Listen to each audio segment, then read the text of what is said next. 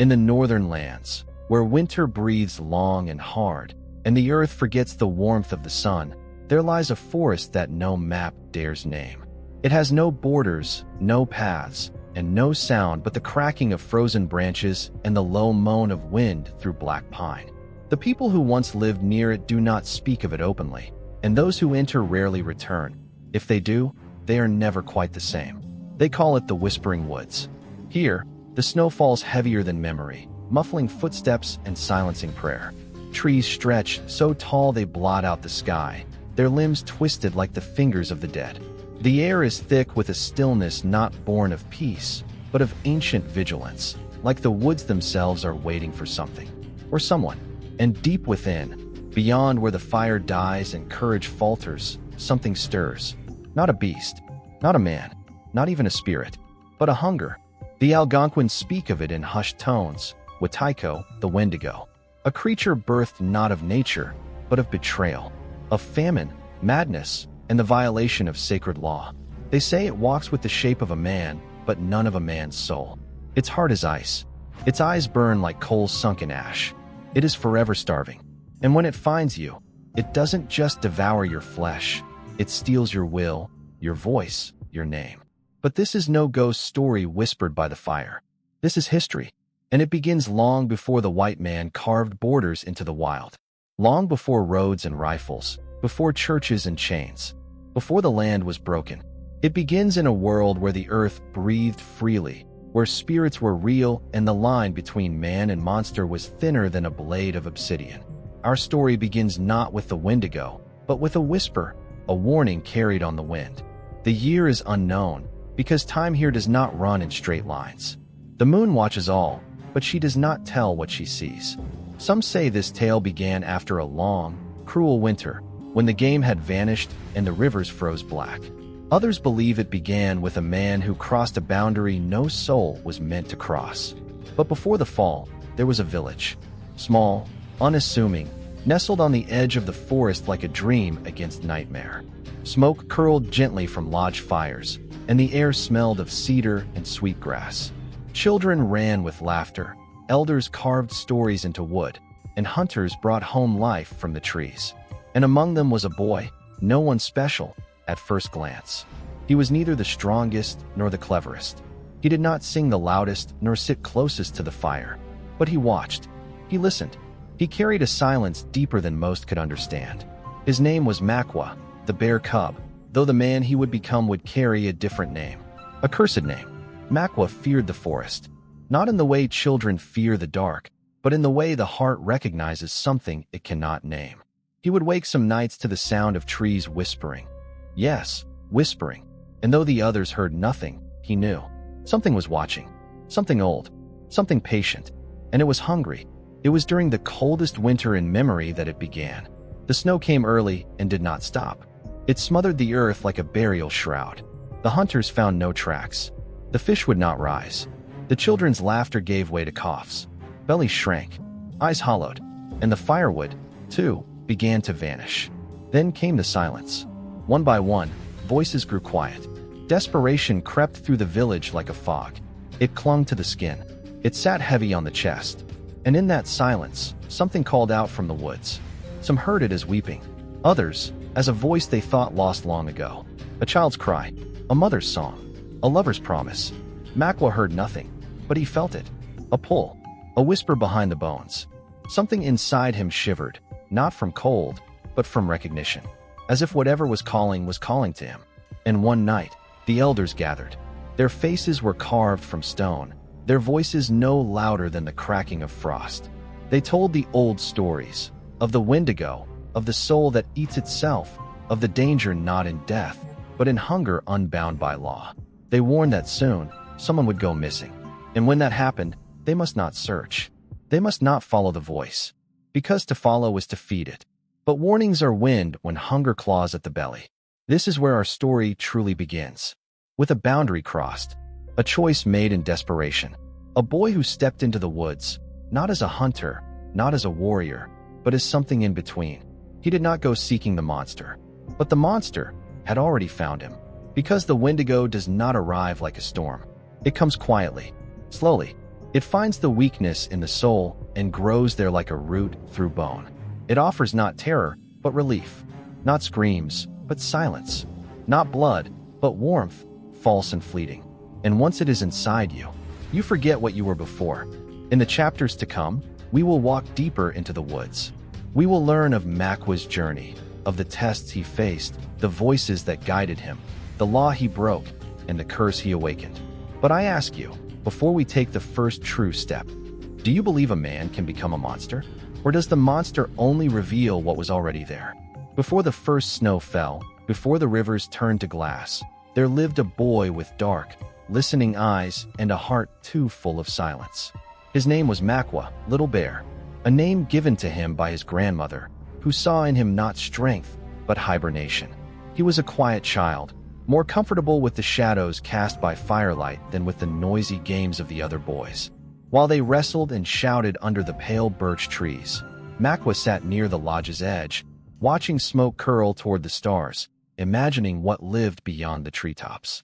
He lived in a small village bordered by the edge of the forest, a place where stories lived in the mouths of elders and death was not feared, but understood. The people were bound by tradition, respect for the land, reverence for the spirits, and fear, deep, ancient fear, of what lay in the north woods. Makwa's father, a respected hunter, saw the boy's silence as a weakness. "Wolves do not wait," he would say, tossing bones into the fire, "and neither should you." But Makwa waited. He watched, not out of fear, but because something inside him knew the world speaks in stillness, not in noise. And in the stillness, he heard things no one else did.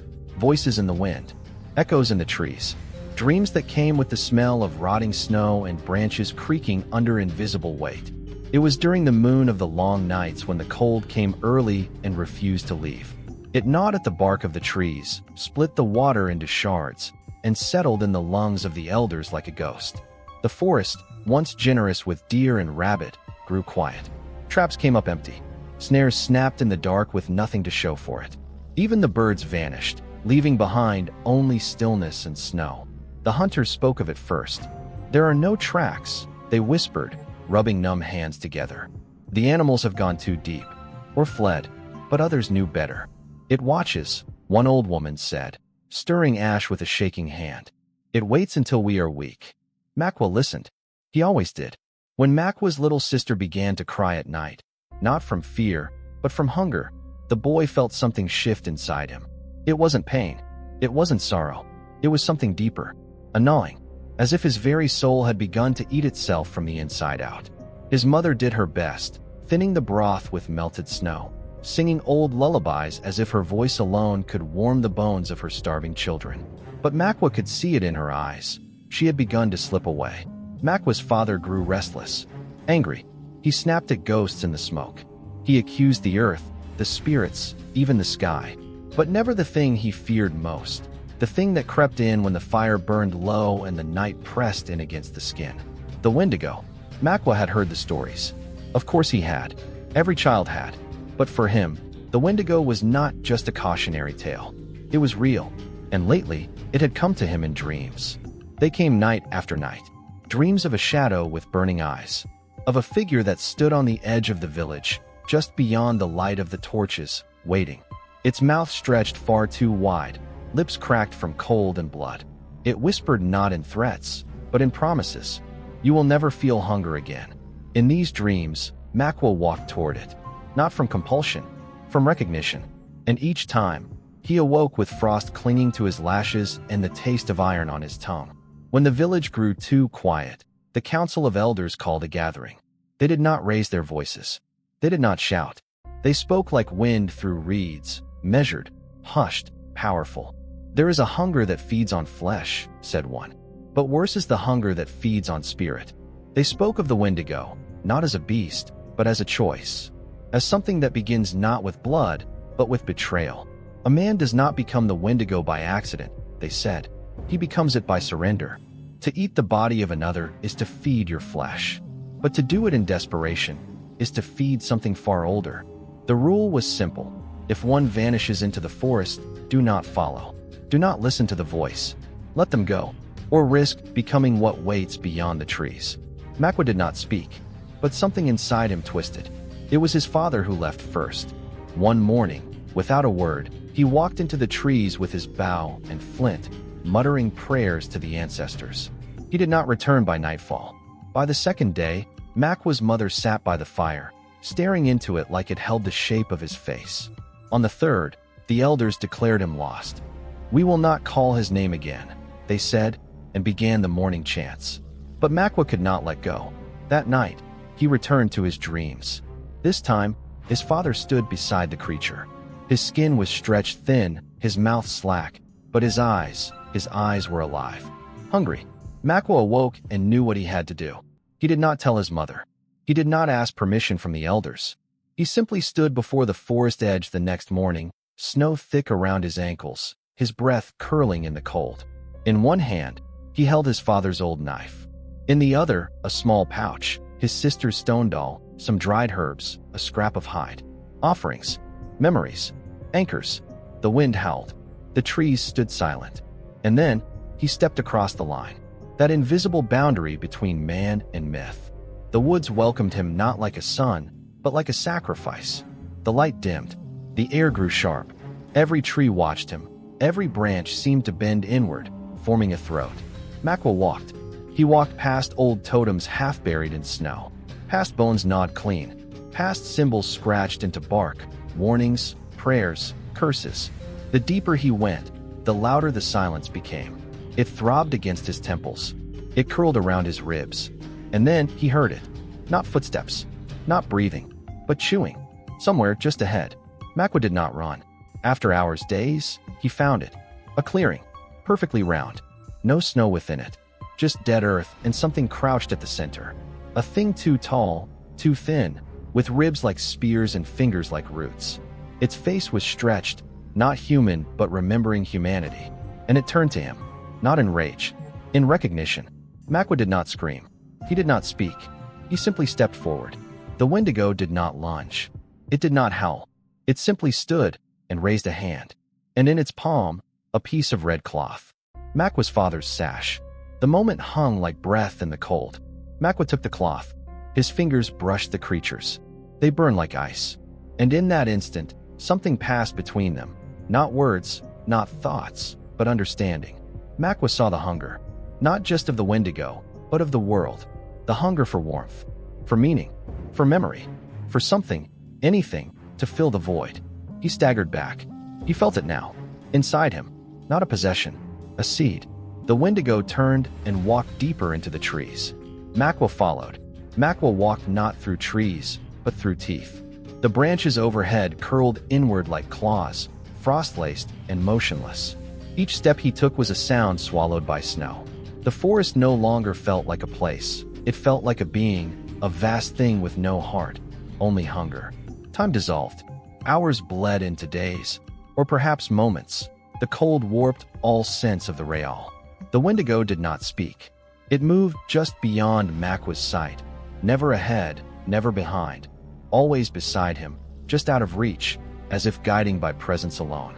And Makwa, though terrified, followed willingly, not because he trusted the creature, but because it held something of his father, because it awakened something in himself. They came upon a clearing rimmed with black ash trees. In the center, buried half in snow, was a human figure. Makwa stepped closer. It was a woman, her face gaunt, her lips blue. She stared at nothing. Her skin was dusted in frost. She looked long dead, until she blinked. She reached up a trembling hand. "Please," her voice rasped. "My baby." I heard her crying. "She's in the trees." Makwa turned. From the woods came the faint sound of a child's sob. High, broken, familiar. It sounded like his sister. The woman wept. "Don't let her die. Please, please help her." Makwa stepped forward, then stopped. Something felt wrong. Too familiar. Too tempting. The Wendigo appeared across the clearing. It said nothing, but in its stance was a warning. Makwa's hand hovered near his knife. This was the trial. To follow the voice would be to fall into false memory, the Wendigo's mimicry. To give in would be to lose part of himself. To chase ghosts was to feed the hunger. Makwa turned away. The crying stopped. The woman in the snow dissolved into ash. He had passed. Makwa grew weak. Days passed with no food. His fingers bled. His feet burned. His stomach was a hollow drum. The Wendigo, untouched by time or pain, moved like smoke beside him. One night, Makwa found a fire, already lit. A circle of men sat around it, laughing. Their faces were familiar, elders from his village. His father, his mother, even his sister. A steaming pot sat in the center, bubbling with thick broth. Its scent struck his mind like a hammer. Moose meat, rich and tender. "We saved you a place," his father said, smiling. "Come, Makwa, eat." Makwa crawled forward on hands and knees. He reached the edge of the firelight and saw it. The pot was not filled with meat. It was filled with flesh. Human hands, a jawbone, a child's foot. The faces around the fire melted like wax. The laughter twisted into howls. Makwa reeled back, retching. The Wendigo stood behind him, its eyes burning. This was the second trial. To see the feast, yet not feed. To endure hunger, even when madness offers relief. Makwa fell to the ground, clutching the stone doll in his pouch. And when he opened his eyes, the fire was gone. Only snow remained. There came a place where the trees were carved with faces, hundreds of them. Men, women, children, each face twisted in agony or longing. Each tree bore a name scratched deep into the bark. Makwa felt his own name pulsing in his bones. As he passed each tree, the wind whispered, "Makwa, Makwa." And then he found it. His own face, carved into bark. His eyes were hollow. His mouth open wide in a scream. Below it, his name, Makwa. But beneath that, something worse, a second name. One he did not recognize, but felt in his blood. Kichiwataiko, the great Wendigo. He staggered back. The forest spoke in a voice deeper than sound. "You are not the first. You will not be the last." Makwa fell to his knees. The trial was clear now. To see the destiny carved for you, and choose another. He took his knife and slashed the bark, across the eyes, across the name. Blood spattered onto snow. His own. The tree bled too. The whispering stopped. Makwa awoke in a cave of ice and bone. Every wall was covered in reflective surfaces, shards of frozen water, polished skulls, mirrored rock. And in each, he saw a different version of himself. One was a child, curled and starving. One was a man with blood on his hands. One was not a man at all, his limbs twisted, his mouth wide, his eyes glowing like coals. The Wendigo. It stepped out from the mirror. It was him. It spoke in his voice. "This is what you are. This is what you will become." Makwa raised his knife. "No," the creature laughed. "You already have." And then it showed him, his memory, distorted, his mother weeping, his sister gone, his own hands red. "Lie," Makwa whispered. He pressed his stone doll to his chest. "I remember who I am." The mirror shattered. There was one final test. A child appeared in the woods. Thin, pale, eyes like winter. She held out her arms to him. "I'm cold," she said. "Hold me." Makwa recognized her, but not from life. She was his future daughter, or his soul made small, or something else. The Wendigo watched from a tree, unmoving. Makwa bent down and wrapped his cloak around her. She felt like smoke, and whispered, "Will you feed me, even if it costs you everything?" He did not speak. He reached into his pouch, pulled out the last scrap of food he had saved, roots hardened by cold. He gave it to her. She smiled, and vanished, leaving behind only a single feather. At last, Makwa stood at the heart of the forest, the place where the Wendigo was born. Here, the trees opened like ribs around a black pool. The air shimmered. The sky above was red, though no sun burned. The Wendigo stood before him, not one, but many. A circle of creatures, all thin, long, hollow-eyed. They bowed. Makwa had passed the trials. Now came the choice. One of the beasts stepped forward. In its hands, his father's bones. "Take them," it said. "Become what you were meant to be." Makwa stood still. He thought of the hunger, of the cold, of the fear, but he also thought of the stone doll, of the dreams he still carried. And he spoke. "I am not yours." The sky roared. The forest screamed. The Wendigos lunged, but found only fire.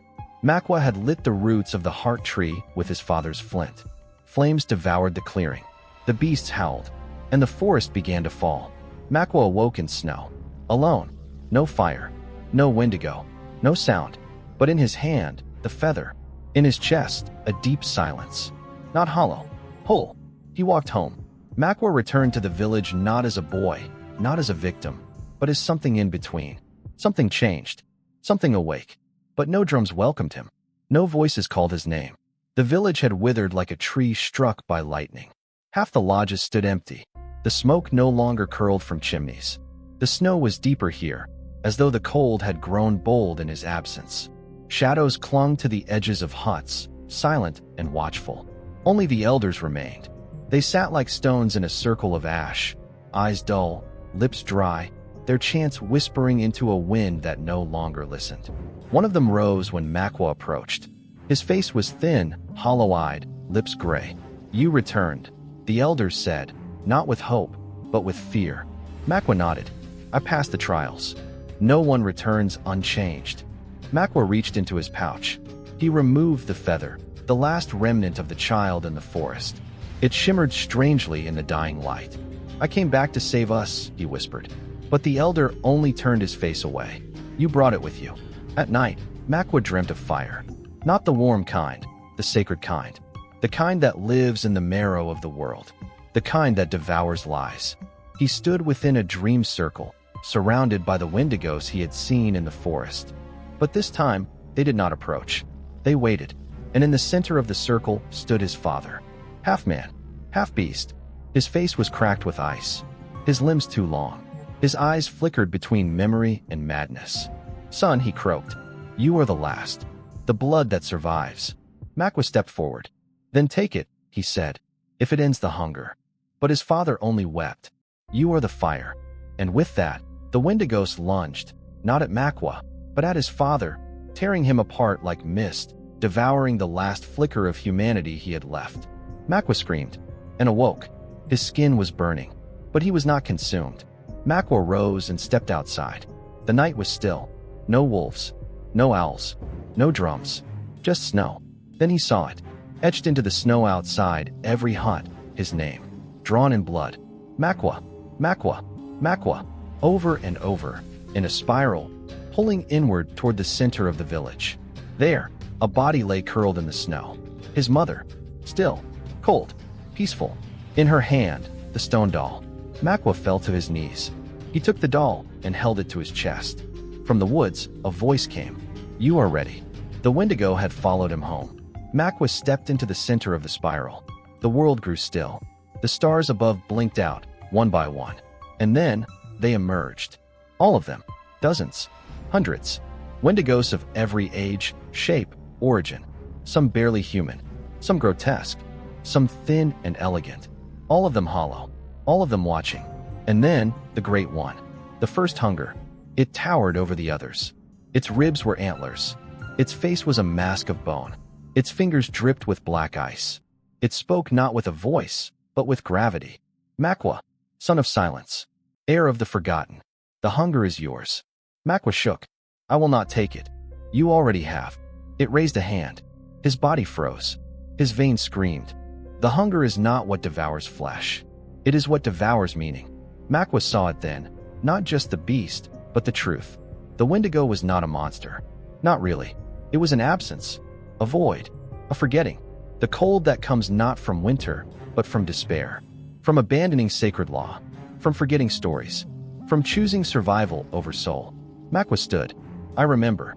The doll in his hand began to glow faintly. "I remember who we are." He stabbed the feather into the frozen earth. The ground shook.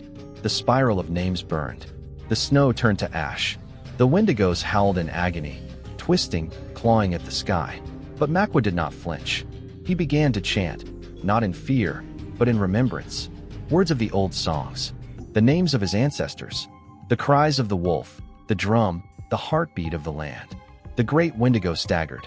And for a moment, just a moment, it wept. Makwa stepped forward and placed his hand on its chest. There was no heart, only emptiness.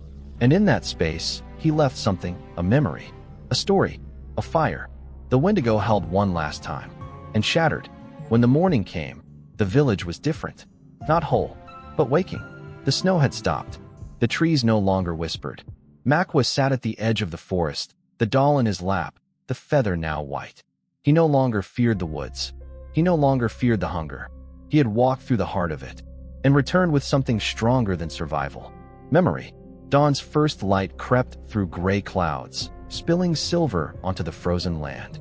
The village, once hushed by grief and fear, stirred like a heart returning to beat. One by one, heads peeked from lodge doorways. Eyes, once hollow, blinked against the brightness. Mothers drew children close. Hunters emerged to test their strength. Elders rose, their bones creaking with cautious hope. Makwa watched from the edge of the tree line, the stone doll in his lap, the feather tucked into his sash. He felt an unfamiliar thrum in his chest, not fear, nor hunger, but promise. The world felt raw and new, as though cleansed by fire. Yet beneath that promise lay memory. The ash-strewn clearing, the spiral of names, the face of his mother, the cries of the Wendigo as it shattered. He had seen the abyss, and he had chosen to carry light into it. He stood and stepped forward. When the villagers saw him, a hush fell. A tremor of something, joy, relief, reverence, rippled through them. For a moment, eyes met across ages, child to father, hunter to brother, sister to sister. And in that moment, Makwa was no longer the silent boy. He was the one who returned. Silence stretched. Then, an elder raised a weathered hand. His voice cracked like ice. Makwa. The name echoed around the circle. We have been lost. Another voice, a young mother's, whispered, and found. Tears glistened in the dawn light. Makwa nodded and stepped into the open.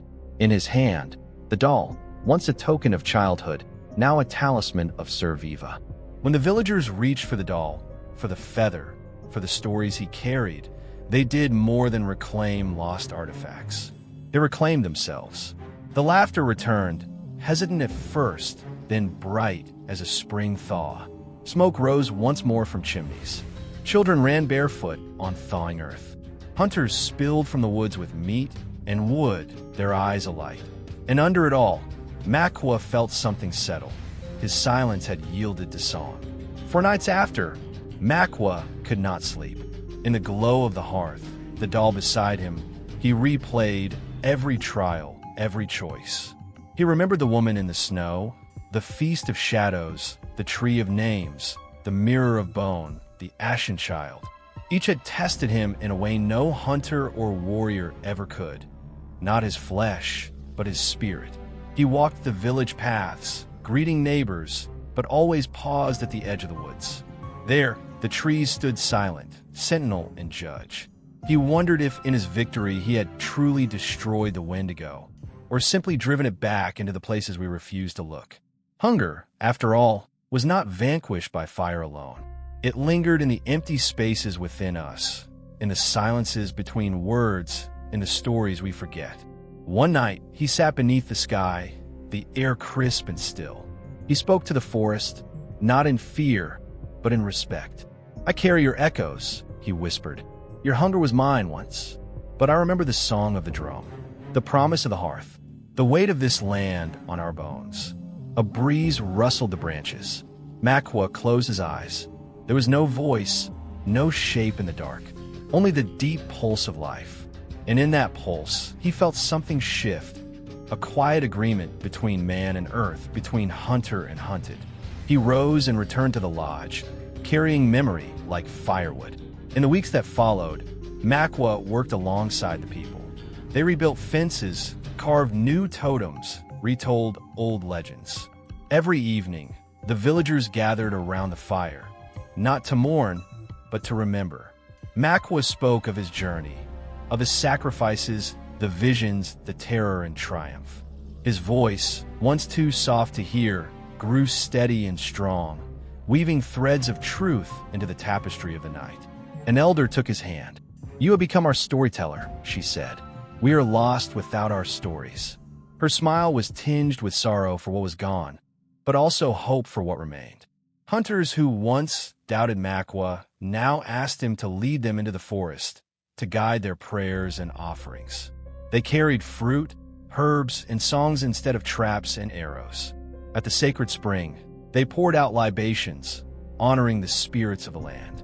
At the hollow oak, they tied ribbons inscribed with wishes and names. Makwa watched as the bonds were renewed, not by force, but by choice. Each ritual, each story, Each offering was a stitch in the fabric of their world. With every stitch, the edges of the abyss receded. The Wendigo, he knew, was still out there, a warning, a reminder, a shadow cast by the light we neglect. But by naming it, by facing its hunger, the villagers had reclaimed their power. Winter's grip loosened, the rivers broke, the earth thawed, and green returned. Life bloomed raw and vivid. Makwa walked through the fields, inhaling the scent of moss and sap.